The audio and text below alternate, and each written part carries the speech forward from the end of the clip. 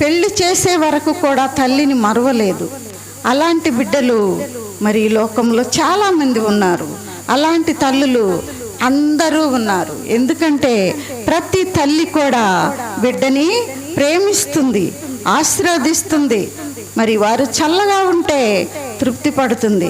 కాబట్టి మరి తల్లి చేయాల్సినది ఎంతో ఉంది. తల్లి బిడ్డలకు ఎంతో చేయాలి. తను బతికున్నంత కాలం కూడా ఆ బిడ్డల క్షేమమును కోరిద్దనమాట. అందుకనే తల్లిని ముందు పెడుతూ ఉంటారు. మరి మనం ఈరోజు మాట్లాడబోయే మాటలు విలాపవాక్యాలు. విలాపవాక్యాలు 2వ అధ్యాయము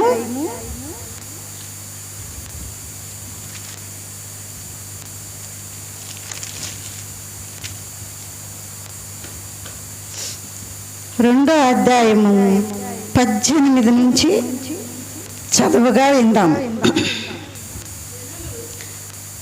జనులు హృదయపూర్వకంగా యెహోవాకు మొరపెట్టెదరు. సియోను కుమారి ప్రాకారమా, నదీ ప్రవాహము వలె దీవారాత్రము కన్నీరు పారనిము. విరామము కలగనీయకుము. నీ కంటి పాపను విశ్రమింపనీయకుము. నీవు లేచి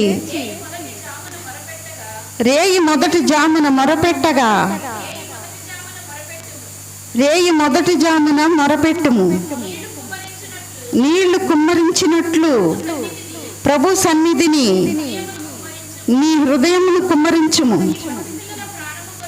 నీ పసిపిల్లల ప్రాణము కొరకు నీ చేతులను ఆయన తట్టు ఎత్తుము. ప్రతి విధి మొదలు ఆకలిగొని వారు మోర్చిల్లుచున్నారు. చాలు. వారు ఏం చేస్తున్నారంట? మోర్చిల్లుచున్నారు. ఎందుకు? తల్లి పట్టించుకోకపోతే ఆ బిడ్డలు నిజంగా మోర్చిల్లుతారు. వారికి టయానికి భోజనం పెడుతుంది, టయానికి స్నానం చేపిస్తుంది, మరి అన్నీ కూడా సౌకర్యాలు చూసుకుంటుంది తల్లి. మరి వారిని పట్టించుకునే వాళ్ళు లేనప్పుడు వారికి ఏమవుతుంది? అన్నం తినటం తెలియదు. చిన్నపిల్లలు, పసిపిల్లలు కాబట్టి, పసిపిల్లలని ఉంది ఇక్కడ, పసిపిల్లలు కాబట్టి వారికి మరి ఆటల్లో ఉండని, ఎలాగైనా ఉండని, తల్లి లేదని దిగులుతో ఉండని, తల్లి మీద దిగులు పెట్టుకుని ఉండని, ఎలా మరి వాళ్ళు ఏం చేస్తారంట? మోర్చిల్లిపోతారు. అందుకని తల్లి ఏం చేయాలి? రేయి జామున లేచి బిడ్డల కొరకు మొర్రపెట్టమని చెప్తూ ఉన్నాడు. మరి మొరపెట్టినప్పుడు ఆ బిడ్డలు ఎలా ఎదుగుతారు? మంచిగా ఎదుగుతారు. తల్లి ఉంటే మొరపెడుతుంది, తల్లి లేకపోతే వారిని పట్టించుకునేవారు ఉండరు. అందుకని అందరూ కూడా తల్లిని ముందు పెడుతూ ఉంటారు. అన్నిట్లో తల్లి బిడ్డలకు ఆలనా పాలన చూస్తూ ఉంటుంది. కాబట్టి ప్రార్థిస్తుంది. నేనేమైపోయినా పర్వాలేదు, కానీ నా బిడ్డలు క్షేమముగా ఉండాలి, ఆరోగ్యంగా ఉండాలి, సంతోషంగా ఉండాలి. మరి తన అవసరమైతే తన ప్రాణాన్ని కూడా ఆ బిడ్డల కోసం దారపోయటానికి మరి వెనకాడదనమాట తల్లి. మరి ఏం చేయాలంట తల్లి? రేయి జామును లెగిచి తన పిల్లల కోసం ఆయన తట్టు, యెహోవా తట్టు మరి చేతులెత్తి ప్రార్థించాలి.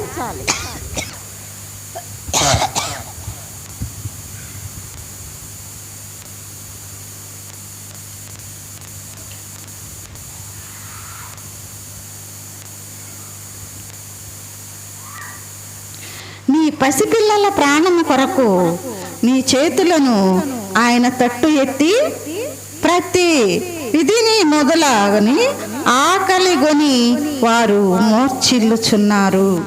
వారు మోర్చిల్లకుండా చూడాలి.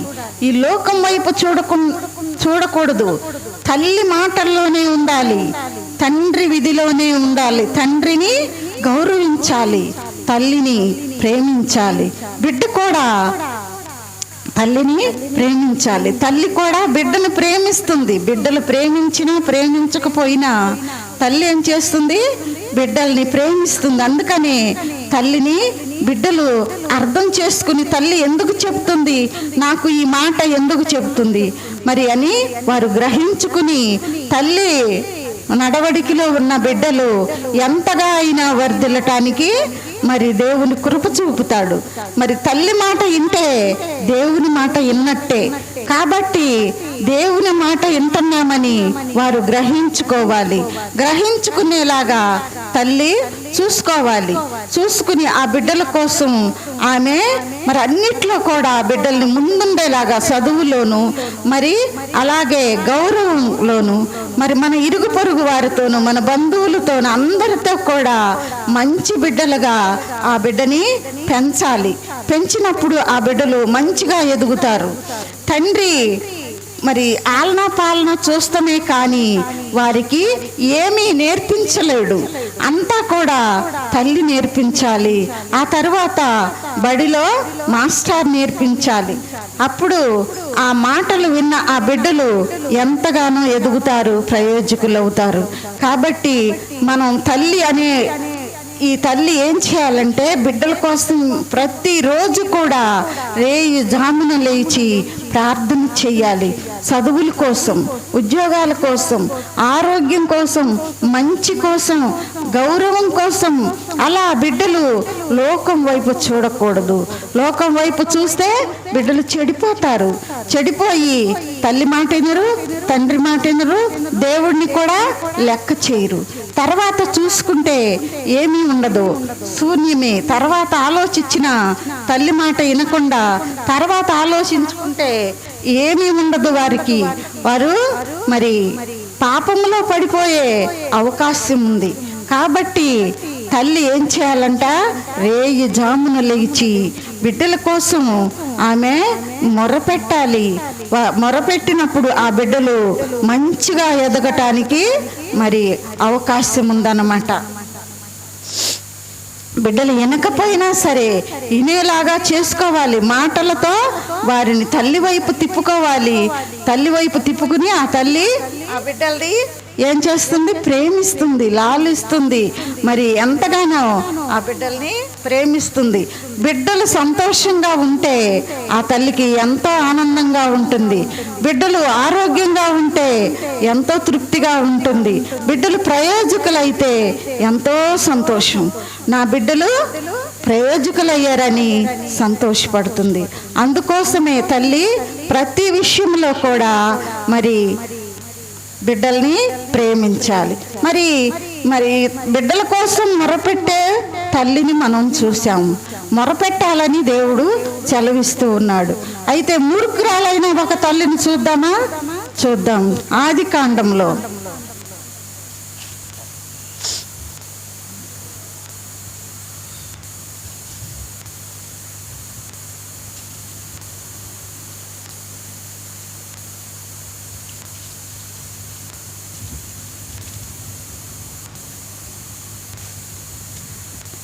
హల్లెలూయా, దేవునికి మహిమ కలుగును గాక. ఆదికాండము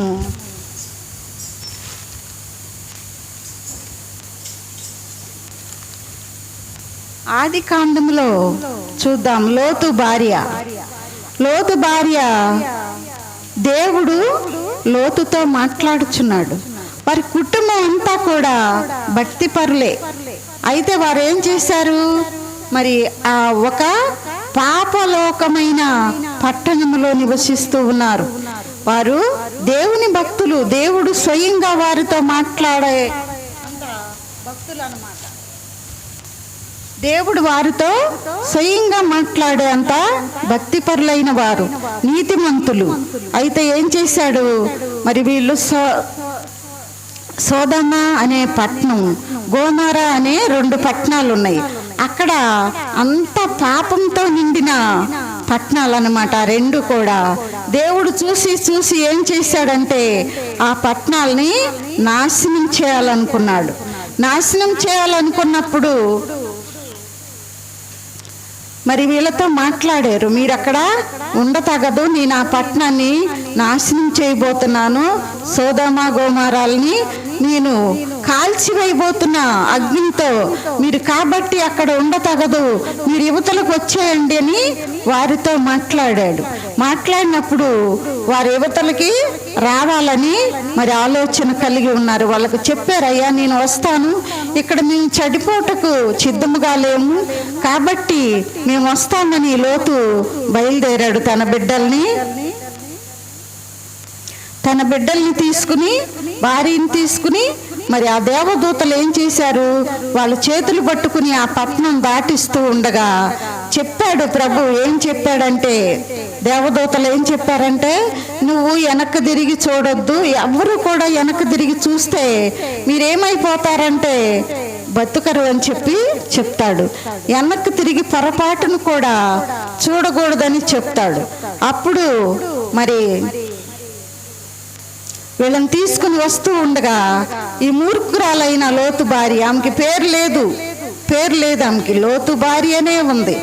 మరి ఆమె ఏం చేసింది, దాటి వస్తూ ఉండగా వెనక్కి తిరిగి చూసింది. వెనక్కి తిరిగి చూసినప్పుడు ఏమైంది, ఉప్పు స్తంభం అయిపోయింది. ఉప్పు స్తంభం అయిపోతే ఇప్పుడు ఆ కుటుంబం ఏమైపోయింది, దేవదూతలు రక్షించారే కానీ మరి ఆ బిడ్డలకి రక్షణ లేకుండా పోయింది. ఎందుకు పోయిందంటే తల్లి ఆదరణ లేదు. వారు యవనస్తులైన బిడ్డలు, వారికి వివాహాలు కుదిరినవి. ఆ వివాహాలు చేసుకుంటాకు వచ్చిన వారు కూడా పాపాత్ములు అన్నమాట. ఆ పట్నం అంతా వ్యభిచారము, దొంగ వ్యాపారాలు, మరి అక్రమమైన పనులు చేస్తూ ఆ పట్టణాన్ని నాశనం అయిపోయి ఉంది. అందరూ పాపం చేసిన వారే, ఒక్కరు కూడా లేరు లోతు కుటుంబం తప్ప. అక్కడ నీతిమంతులు లేరు, మంచితనము లేదు, మరి ఏమీ లేదు అక్కడ. అందుకని వారిని మంచివారని వారిని దాటించి ఆ పట్టణాన్ని కాల్చివేయుటకు దేవుడు మరి వారిని ఈ దరికి తీసుకురావటానికి వారిని మరి దేవదూతలను పంపించినప్పుడు ఆమె వెనక్కి తిరిగి చూసినప్పుడు ఆమె ఉప్పు స్తంభం అయిపోయింది. అప్పుడు ఆ బిడ్డలు ఏమైపోయారు, తల్లి లేదు. యవ్వనస్తులైన బిడ్డలకి అన్ని తల్లి చెప్పుకోవాలి కదా, అలా ఉండాలి ఇలా ఉండాలమ్మా, మీరు జాగ్రత్తగా ఉండాలని తల్లి ఏం చేస్తుందంటే బిడ్డలకు నేర్పించుకుంటుంది, పాపంలో పడకుండా. ఈ యవ్వనస్తులైన బిడ్డలు పాపం చేయకుండా ఉండటానికి వారిని ప్రేరేపించి ఏం చేయాలి, వారిని మంచి మార్గంలో పెట్టుకుని వారికి వివాహాలు చేసి గౌరవంగా అత్తగారిళ్ళకు పంపించాలి. మరి ఈమె ఏం చేసింది, వెనక్కి తిరిగి చూసేలేక ఈమెమైంది, ఉప్పు స్తంభం అయిపోయింది. ఇక ఆ బిడ్డలకు రక్షణ లేదు, ఆ భర్తకి మరి ఆదరణ లేదు, బిడ్డలకు కూడా మరి ఏమీ ఆశీర్వాదాలు లేవు. అయితే వారు ఏం చేశారు, యవనస్తులు కాబట్టి వారి ఆలోచనలు పాపంలో ఉన్నాయి కాబట్టి వారు చెడిపోయి ఆ కుటుంబం నశించిపోయింది. పాపంలోనే కొట్టిమిట్టాడుతూ ఉన్నారు. ఆఖరికి తండ్రిని కూడా పాపంలోకి దించారు. కాబట్టి తల్లి ప్రేమ ఎంత అవసరమో, తల్లి ఆదరణ బిడ్డకి ఎంత అవసరమో దీన్ని బట్టి మనం చూడాలి. తల్లి లేకపోతే ఆ బిడ్డలు చెడిపోయారు. తల్లి ఉంటే చెడిపోయేవారు కాదు, పాపం చేసేవారు కాదు. ఆ బిడ్డలు అందరికన్నా ఆశీర్వదింపబడిన కుటుంబంగా ఉండేది. మరి తల్లి లేకపోబట్టే ఈ మూర్ఖురాలు ఆ కుటుంబాన్ని నాశనం చేసింది. ఆమెని మూర్ఖురాలనే అనాలి. ఎందుకంటే మంచి భర్త మంచి బిడ్డలు, వారి గురించి ఆలోచించకుండా వెనక ఏమి జరుగుతుందో చూద్దాము అని వెనక్కి తిరిగి చూసింది. అలా చూడబట్టే ఆమె అలా అయిపోయింది. దేవుని మాటని తిరస్కరించింది, దేవుని మాట వినలేదు. కాబట్టి ఆమె ఏమైపోయింది, ఉప్పు స్తంభం అయిపోయింది. బిడ్డలను పాడు చేసుకుంది, భర్తను పాడు చేసుకుంది.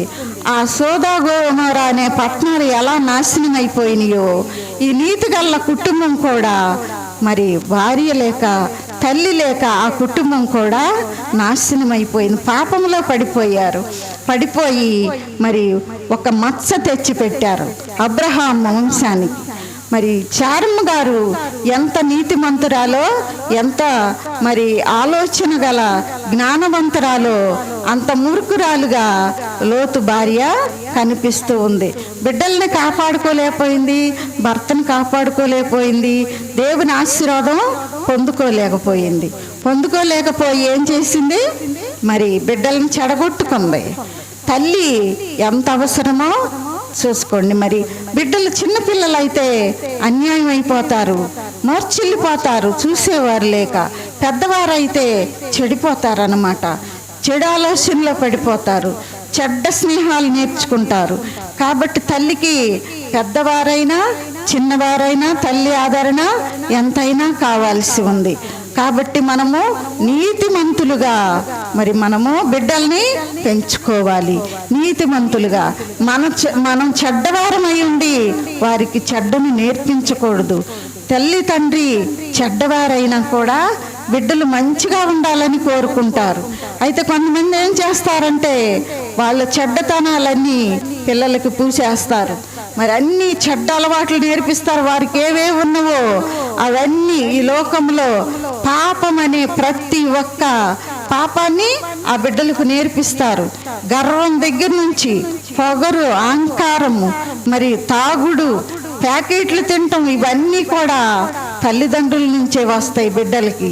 లేదంటే స్నేహితుల గురించి వస్తాయి. స్నేహితులు నేర్పిస్తారు చెడ్డగా. వాళ్ళని స్నేహితుల మాటల్లో పడకుండా, ఈ లోకంలో వైపు చూడకుండా ఏం చేయాలి? తల్లిదండ్రులు కాసుకుని ఉండాలి, నీతిమంతులుగా పెంచాలి, చదివించుకోవాలి, ఉద్యోగాలు తెచ్చేలాగా ప్రార్థించాలి, ఉద్యోగాల కొరకు ప్రయాసపడేలాగా బిడ్డల్ని ప్రేరేపించాలి, మంచి జీవితాలు జీవించాలి. ఆడపిల్ల అయితే అత్తగారింటి దగ్గర మంచి పేరు తీసుకురావాలి తల్లిదండ్రులకి. మగపిల్లవాడైతే తల్లిదండ్రుల్ని ప్రేమించాలి, వారిని జాగ్రత్తగా చూసుకోవాలి, పోషించాలి. అంతేకాని మరి వాళ్ళ ఇష్టం వచ్చినట్టుగా తయారవుతున్నారంటే అది తల్లిదండ్రుల లోపమే. ముఖ్యంగా తల్లి, ఆడపిల్లకి తల్లి పాత్ర ఎంతో అవసరమై ఉంది. మగ పిల్లలు కూడా తండ్రి మాట వినాలి, తండ్రిని వెంబడించాలి. మంచివాడైతే తండ్రిని వెంబడించాలి, చెడ్డవాడైతే అలా కాదు నాయన ఇలా అని తండ్రి బుద్ధులు అంటకుండా మరి కాపాడుకోవాలి. వారి ముందు ఏవేవో చెడు మాటలు మాట్లాడుకుంటుంటే ఆ బిడ్డలు అవి నేర్చుకుంటారు. వాళ్ళ ముందు చెడు మాటలు మాట్లాడకూడదు. మనకి ఎవరికైనా భార్యాభర్తలు ఏమైనా అనుకుంటాం, కానీ బిడ్డలకి వినిపించకూడదు ఆ మాటలు. ఏమంటున్నావు? బిడ్డలకి వినిపించకూడదు. భార్యాభర్తలు అనేకమైన అనుకుంటారు, కానీ భార్యాభర్తల గురించి బయట వారు చెడ్డగా చెప్పుకోకూడదు. అలాగుండాలి మన ప్రవర్తన, అలాగూ మనం జీవించాలి. దేవుని బిడ్డలుగా వర్ధిల్లాలి, దేవుని ఆశీర్వాదాలు పొందుకోవాలి. బిడ్డల కోసం మనం ఎంతైనా మరి దేవుని మొరపెట్టే తల్లిదండ్రులుగా మనము ఉండాలి. కాబట్టి మనము దేవుణ్ణి వెంబడిద్దాం, మన బిడ్డల కోసం ప్రార్థిద్దాం. ప్రతి తల్లి నేర్చుకోవాల్సిన మాటలు ఇవి. మూర్ఖురాలైన తల్లి బిడ్డలను పాడు చేసుకుంది. మరి నీతిమంతురాలు ఆయన వైపు చేతులెత్తి ప్రార్థించి తన బిడ్డల్ని కాపాడుకుంది. తన పసిబిడ్డల కోసం అర్ధరాత్రి వేళ ఏకజామున లేచి దేవునికి మొరపెట్టమని మరి ఇక్కడ రాసి ఉంది. కాబట్టి మనం దేవునికి మొరపెట్టే వారిగా ఉండాలి. దేవుని బిడ్డలుగా మన బిడ్డలను పెంచుకోవాలి. మన మంచి బుద్ధులు బిడ్డలకు నేర్పించుకోవాలి. మనం ఎంతగా ప్రేమిస్తామో వారు అంత నీతిమంతులుగా తయారవుతారు. అలాగే మరి మనం మంచి బిడ్డల్ని పెంచుకుందాం, మంచి బిడ్డలుగా తయారు చేసుకుందాం. ఈ మాటలు దేవుడు దీవించునుగాక. హల్లెలూయా.